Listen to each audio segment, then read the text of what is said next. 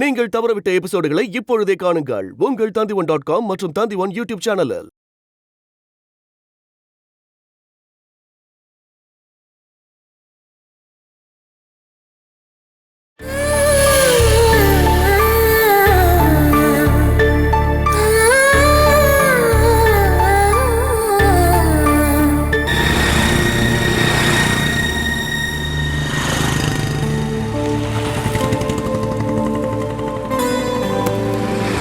நீ இப்படி வேடிக்கை பார்த்துக்கிட்டே வந்தனா என் பஸ் போயிடும். சீக்கிரம் வாடா.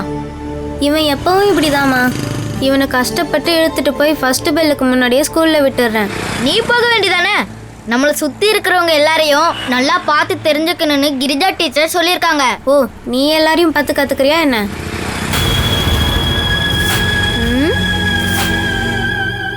அம்மா, அங்க பாருங்க, ஏதோ கூட்டமா இருக்காங்க. அங்க எதுக்காகமா ஆளுங்க கூட்டமா நிக்கிறாங்க? இந்த மாதிரி பல இடங்கள்ல ஆளுங்க கூட்டமா தான் இருப்பாங்க. ஏதாவது பிரச்சனையா இருக்கும். நீங்க அதெல்லாம் கவனிக்காதீங்க. வாங்க வாங்க.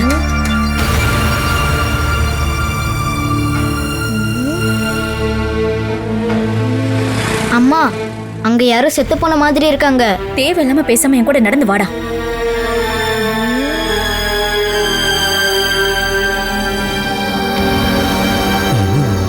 யாரோ கொல்ல முயற்சி பண்ணிருக்காங்க போல் இருக்கு. ஏய், இவன் தண்ணி அடிச்சிட்டு கீழே விழுந்திருக்கான் போல. நம்ம வேணா எழுப்பலாமா? வேண்டாம். இவன் விஷ சாப்பிட்டு செத்து இருந்தானா நமக்கு தான் பிரச்சனை வரும். போலீஸ்க்கு இன்ஃபார்ம் பண்ணிடலாம். அவங்க வந்து என்ன வேணா பண்ணிக்கிட்டோம்.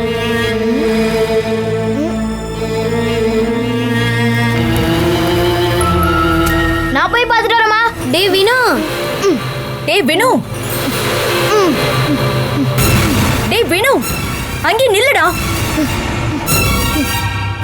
டேய் வினு, இங்க வாடா. வினு, வினு. அகிலா, நீ வா, நம்ம அங்க போலாம்.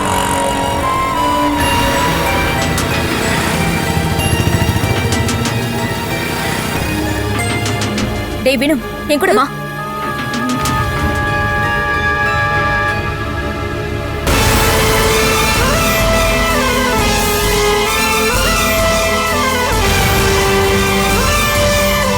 இந்த ஆள் இன்னும் சாகல, உயிரோட தான் இருக்காரு. கை அசையுதுப்பா.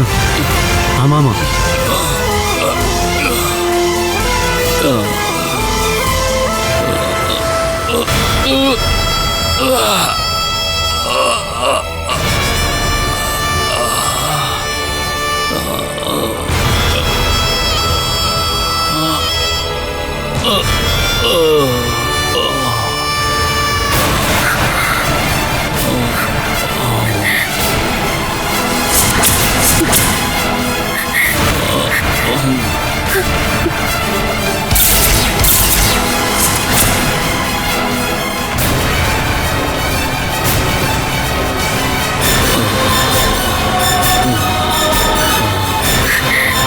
அப்பா அம்மா.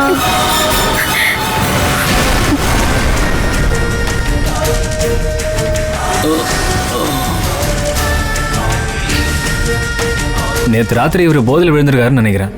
ஹாஸ்பிட்டல் அட்மிட் பண்ணால் அவரை காப்பாற்றிடலாம். நாம அந்த வேலையை பார்க்க வேண்டாம். போலீஸ் வந்து கூட்டு போறாங்களோ இல்லை எங்கேயே கிடந்து சாகுறாரோ அவங்க பார்த்துக்கிட்டோம். ஆமாம். எவ்வளவு ஒரு மனுஷன் தானே. யாராவது கொண்டு போய் ஹாஸ்பிட்டல்ல சேருங்களா? நாங்க கூட்டிட்டு போனோம்னா போலீஸ் பிரச்சனை அது இதுன்னு வரும்.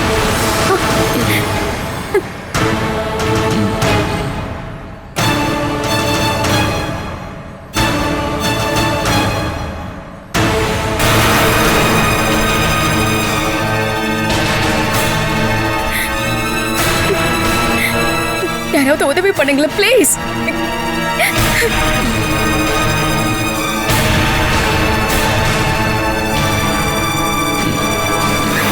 யாராவது ஒருத்தர் வண்டியாவது பிடிச்சு கொடுங்க, நான் அவரை கூட்டிட்டு போறேன்.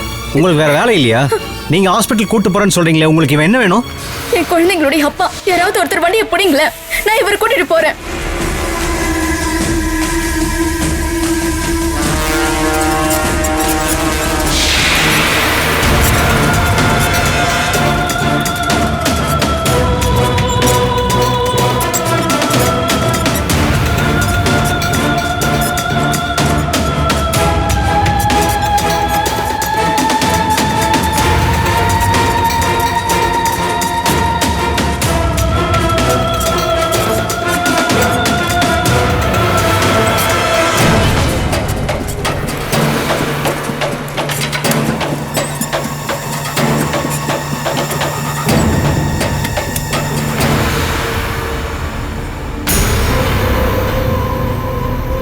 அம்மா இதுக்கப்புறம் நம்ம என்னம்மா பண்ண போறோம்? முதல்ல டாக்டர் என்ன சொல்றாருன்னு பார்க்கலாம்.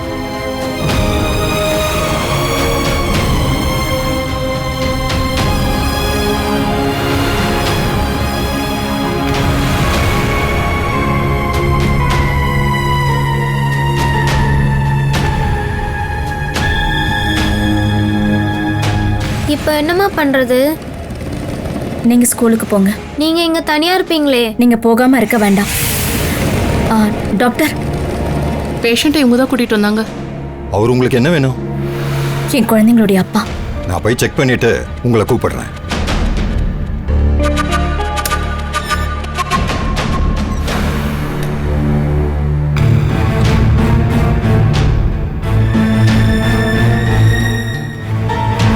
அம்மா நம்ம போலாமா? பக்கத்துல தானே உங்க ஸ்கூலு. நீங்க ஸ்கூலுக்கு போங்க. நான் போக மாட்டேன். நான் சொல்றத கொஞ்சம் கேளுப்பா. அம்மா இன்னைக்கு நீங்க ஆபீஸ் போகலையா? நான் டாக்டரை பார்த்துட்டு போறேம்மா. நீங்க சீக்கிரமா கிளம்புங்க. வாங்க.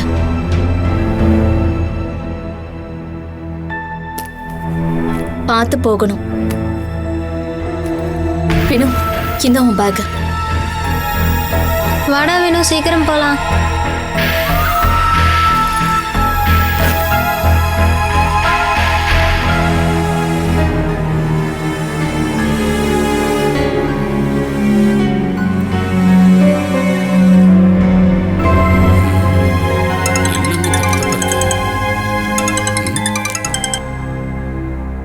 ஹலோ.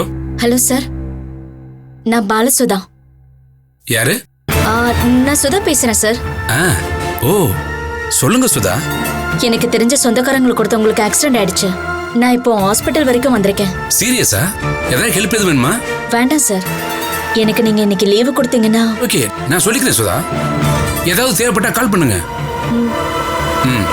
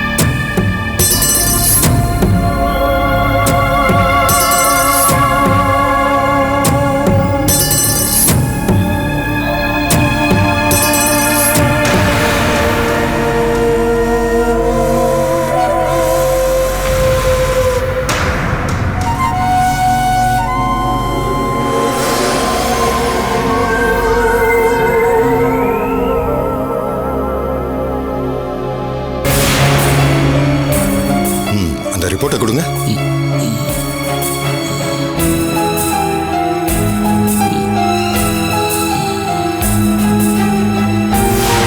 இந்த இன்ஜெக்ஷனை போடுங்க.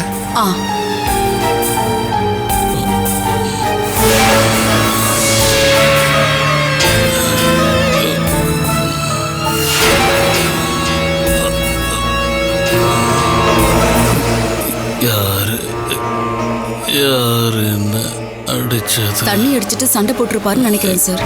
யாரு என்ன அடிச்சது? இன்ஜெக்ஷன் போடுங்க. Okay sir.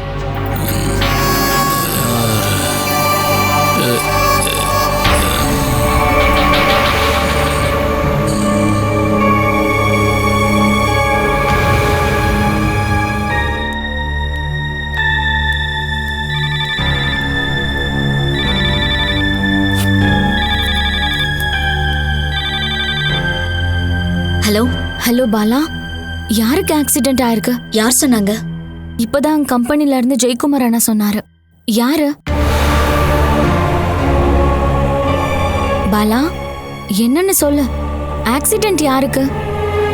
வேணுகோபன். வேணுகோபனா? அப்ப அவரு தண்டனை முடிஞ்சு வந்துட்டாரா? அப்படிதானே நினைக்கிறேன். காலையில குழந்தைங்களை கூட்டிக்கிட்டு நான் வர வழியில வீட்டுக்கு பக்கத்துல இருக்கிற ஜங்ஷன்ல அடிபட்டு மயங்கி கிடந்தாரா. அந்த ஆள் அந்த நிலைமையில விட்டுட்டு வரதுக்கு எனக்கு தோணல. ஹாஸ்பிட்டலுக்கு கொண்டு வந்து சேர்த்திருக்கேன். இப்போ ஹாஸ்பிட்டல் இருக்கியா? மத்த வேலைலாம் அவங்க பாத்துப்பாங்க, நீ கிளம்பிடு. பிரீத்தி, உன்னை முதல்ல வீட்டுக்கு போன்னு சொன்னேன். உன் மனசளவுல அந்த உறவை வேண்டான்னு சொல்லிட்டல்ல, அப்புறம் அவன் எப்படி போனா உனக்கு என்ன? என் குழந்தைங்களுடைய அப்பா வாச்சே, விட்டுட்டு போக முடியுமா என்ன? சரி, அப்போ நீ என்ன பண்ண போற? அந்த ஆளுக்கு ட்ரீட்மெண்ட் கொடுத்து குணமாக்கி வீட்டுக்கு கூட்டிட்டு போறியா? அதுக்கப்புறம் மறுபடியும் அவன் கிட்ட இருந்து உத வாங்கி மீதி வாழ்க்கைய அடிமையா வாழ்ந்துட்டு போலான்னு இருக்கியா? வேண்டாம் பாலா, அவன் கிட்ட நீ எந்த விருப்பத்தையும் காட்ட வேண்டாம். அங்கேயே எல்லாத்தையும் விட்டுட்டு உடனே கிளம்பி போ. அதான் நல்லது. அதை தவிர நீ வேற எந்த முடிவும் எடுக்காத. நான் போனை வைக்கிறேன், நீ முதல்ல அங்கிருந்து கிளம்பு.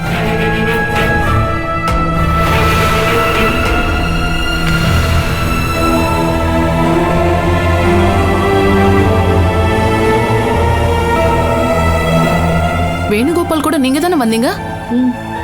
டாக்டர் உங்களை கூப்பிடுறாரு.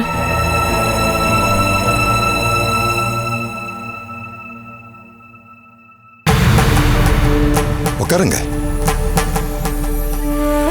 அவர் உடம்புல சின்ன காயம்தான் ஏற்பட்டிருக்கு, அதை பெருசுப்படுத்த வேண்டாம். ஆனா அவர் உடம்புல ரத்தம் கட்டி இருக்கு, அதை நாம ரொம்ப சீரியஸா தான் எடுத்துக்கணும்.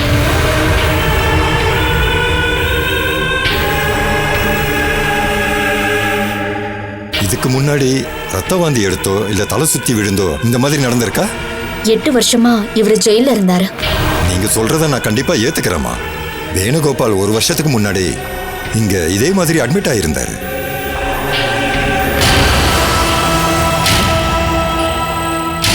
அன்னைக்கும் இதே மாதிரி யாரோ சில பேர் ரத்த வாந்தி எடுத்து மயக்கமா கிடந்த இவரை இங்க கூட்டிட்டு வந்து சேர்த்தாங்க.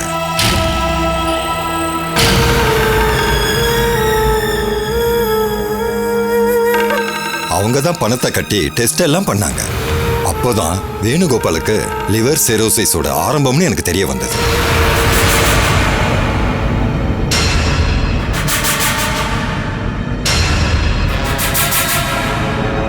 ஜெயில்ல இருந்த இவரால கண்டிப்பா இங்க ட்ரீட்மெண்ட்டுக்கு வர முடியாது. இதுக்கு முன்னாடி ஒரு தடவை பரோல் வந்திருந்தாரு. ஐ சி. அப்படின்னா அப்பதான் நடந்திருக்கு. அன்னைக்கு நான் ட்ரீட்மெண்ட் பண்ணப்ப அவர் எனக்கு கோஆபரேட் பண்ணல, அதனாலதான் எனக்கு ஞாபகம் இருக்கு. எனக்கு சத்தியமா தெரியாது. பரோல் முடிஞ்சு ஜெயிலுக்கு போன இவரை நான் இன்னைக்கு தான் பாக்குறேன். ஜெயில்ல கண்டிப்பா ஆல்கஹால் கிடைக்காது. அப்படி இருக்கும்போது இந்த நிலைமைக்கு எப்படி போனாருன்னு எனக்கு சந்தேகமா இருக்கு. இவரு கொஞ்ச நாளைக்கு முன்னாடி தண்டனை முடிஞ்சு வெளியில வந்துட்டார் போல இருக்கு டாக்டர். என் குழந்தைங்க போற வழியில இவரை நிறைய தடவை பார்த்ததா சொன்னாங்க. அப்போ எந்த சந்தேகமும் இல்ல. அவர் தொடர்ந்து தண்ணி அடிச்சனால குடல்ல இன்ஃப்ளரேஷன் ஏற்பட்டிருக்கு.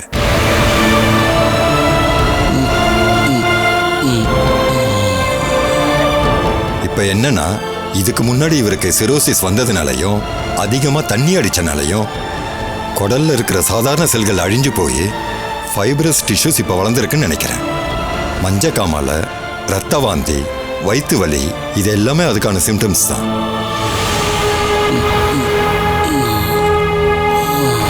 இவருக்கு உடனடியாக ட்ரீட்மெண்ட் கொடுத்தா கொஞ்ச நாளைக்காவது இவர் உயிரை காப்பாற்ற முடியும்.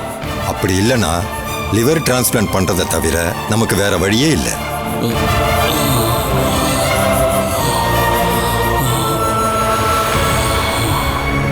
உடனே இவருக்கு ட்ரீட்மெண்ட் கொடுக்காம விட்டா மூளையில ரத்தம் உறைஞ்சி பிரச்சனையாகி பேஷண்ட் கோமா நிலைக்கும் போறதுக்கு வாய்ப்பு இருக்கு. சார், சத்தம் போடாதீங்க. இருங்க சார். என்ன எதுக்கு படுக்க வச்சிருக்கீங்க? என்ன யாரைங்க கூட்டிட்டு வந்தது?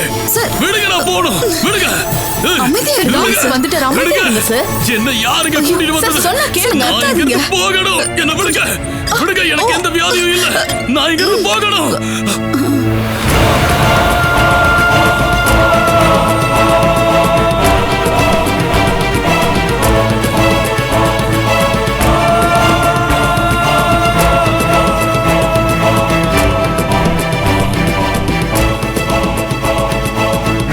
இவங்க தான் உங்களை இங்க கூட்டிட்டு வந்தது.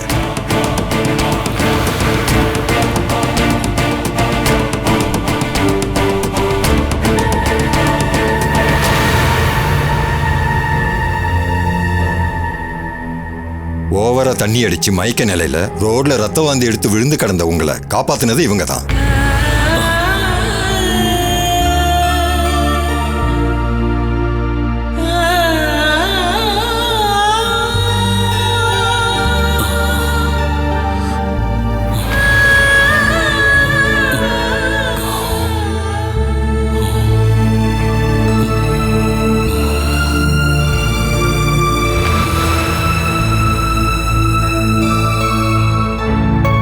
அவருக்கு ட்ரீட்மெண்ட் இங்கேயே வச்சு பார்க்குற மாதிரி இருந்தா பிளட் டெஸ்ட்டுக்கும் ஸ்கேனிங்க்கும் எழுதி தரேன்.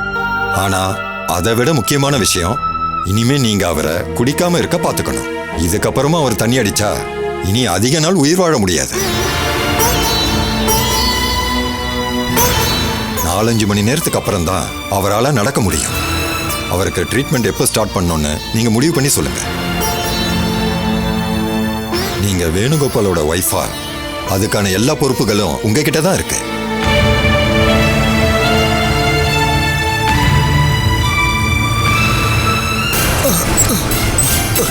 அனிலா, சுமேஷே, டேய் சுமேஷே, டேய் அனிலா, சுமேஷே, சுமேஷே, சுமேஷே, அனிலா, ஆஷா, எங்க யாரையும் காணோம்.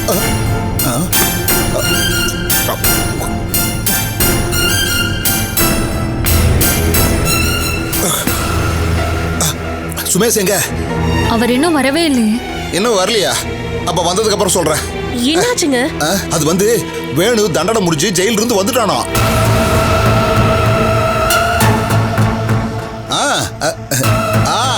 தெரியுமா? வேணு விடுதலை ஆயிட்டாமா. ஆனா அவன் பரோல் முடிஞ்சு போய் ரொம்ப நாள் ஆகலையே. ஏண்டி, அவனுக்கு உடம்பு சரியில்லாம ஹாஸ்பிட்டல் அட்மிட் பண்ணதா கொஞ்ச நாளைக்கு முன்னாடி ஜெயில இருந்து தகவல் வந்ததுல. வேணுவோட வியாதியை பார்த்து அவனோட தண்டனை காலத்தை குறைச்சிருப்பாங்க போல் இருக்கு. நீ அவனை பாத்தியா? நான் பார்க்கல. அப்ப உங்ககிட்ட யார் சொன்னது? அந்த ஆட்டோக்காரன் பாபு தான். அவன் எங்கேயோ சவாரிக்கு போன இடத்துல வழியில நம்ம வேணுவை பார்த்திருக்கான். ஆனா தண்ணி அடிச்சுட்டு போதையில கீழே விழுந்து கிடந்ததை பார்த்திருக்கான். வண்டியில ஆளுங்கிறதால அவனால இறங்கி பார்க்க முடியலன்னு என்கிட்ட சொன்னான். அவன் திரும்பி வந்து பார்த்தப்போ யாரோ ஹாஸ்பிட்டல் கூட்டிட்டு போனதா சொல்லியிருக்காங்க. அது அவர்தான்னு உங்களால உறுதியா சொல்ல முடியுமா? அவர் ஒழுங்கா பார்த்தாரா? வேணுவா இருக்க வாய்ப்பு இருக்குன்னு அவன் சொன்னான். ஒருவேளை அது உண்மையானு தெரிஞ்சுக்கணும்னா எந்த ஹாஸ்பிட்டல்னு நம்ம போய் விசாரிச்சு பார்க்கணும். அப்படின்னா நீ போய் பார்த்துட்டு வர வேண்டியதானே? இங்கிருந்து அந்த இடத்துக்கு போகணும்னா கண்டிப்பா ஆட்டோக்காரன் ஒரு 400 ரூபாயாவது கேட்பான். பஸ்ல போயிட்டு வா. பஸ்ல போய் இறங்கினாலும் அந்த இடத்துக்கு நம்ம ஆட்டோல தானே போய் ஆகணும். அப்புறம் ஹாஸ்பிட்டல் பில்லையும் கடைசியில் நான் தான் கொடுக்க வேண்டியிருக்கும். குறைஞ்சபட்சம் ஒரு 5000 ரூபாய் இருந்திருந்தா நானே போய் அவனை தேடி பார்த்துருந்துருப்பேன். அதனால தான் நான் உங்ககிட்ட வந்து இந்த விஷயத்த சொன்னேன். பாலக்காவோட வீடு அந்த பக்கம் தானே இருக்கு.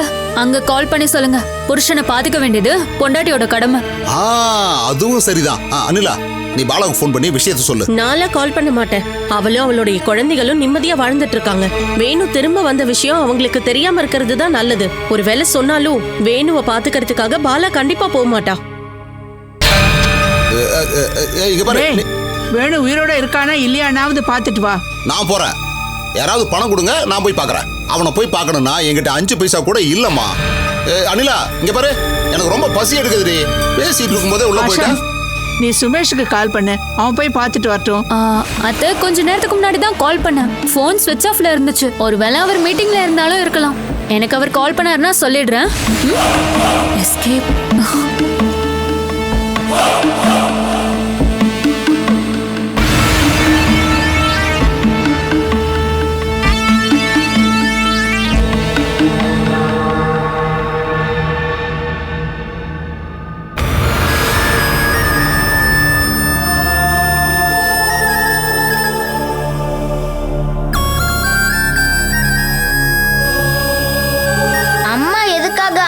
ஹாஸ்பிட்டலுக்கு கூட்டிட்டு போனாங்க. அவர் நம்மளோட அப்பாடா. யாரா இருந்தா என்ன? சண்டை போட்டு அடி வாங்கி கீழே கிடக்குற ஆளை காப்பாத்தணுமா என்ன? அத பத்தி உனக்கு இப்ப சொன்னா புரியாது. எனக்கு ரொம்ப பசிக்குது. ச்சே, அம்மா ஏன் இன்னும் வராம இருக்காங்க? நான் உனக்கு சாப்பிட எடுத்து வைக்கிறேன் வா. அக்கா, ஒருவேளை அந்த ஆள் செத்து போயிருப்பானோ?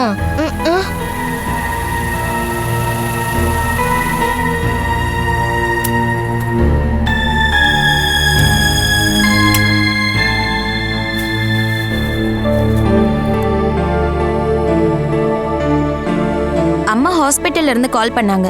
நீங்க வீட்டுக்கு வந்துட்டீங்களான்னு பார்க்க சொன்னாங்க. அப்பாக்கு எப்படி இருக்குன்னு ஏதாச்சும் சொன்னாங்களா ஆண்டி? நான் அதை பத்தி எதுவும் கேட்கல. அதுக்கு முன்னாடியே கட் பண்ணிட்டாங்க. நீங்க தனியா இருப்பீங்கன்னு சொல்லி தான் சீக்கிரம் வந்தேன். ஸ்கூல்ல இருந்து வந்து எதுவும் சாப்பிடல தானே? இந்தா.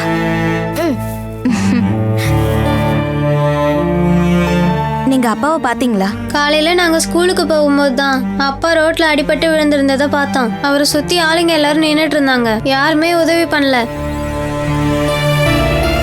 அம்மா தான் ஆட்டோ பிடிச்சி ஹாஸ்பிட்டல் கூட்டிட்டு போனாங்க. நாங்களும் உங்க கூடவே இருக்கோம்னு அம்மா கிட்ட சொன்னோம். இல்ல வேண்டாம், நீங்க ஸ்கூலுக்கு கிளம்புங்க அப்படின்னு அம்மா அனுப்பிட்டாங்க. நான் கால் பண்ணி பாக்குறேன்.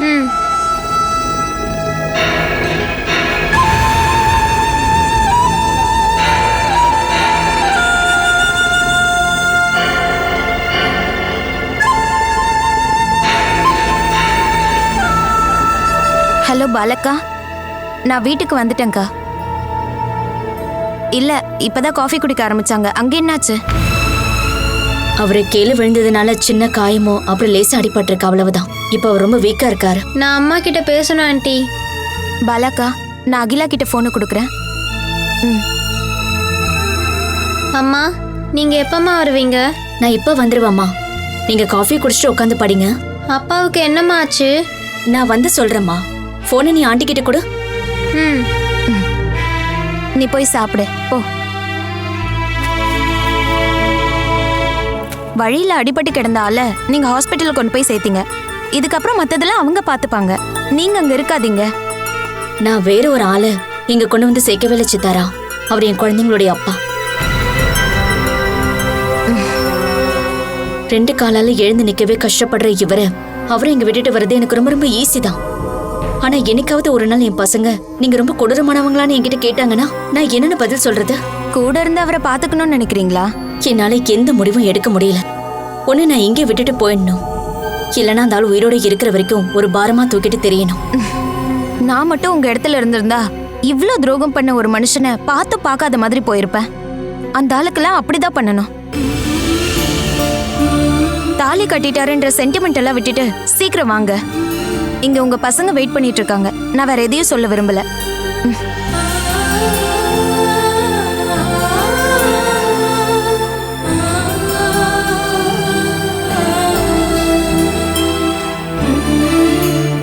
Catch us on TV, Tandivan.com, Facebook and YouTube.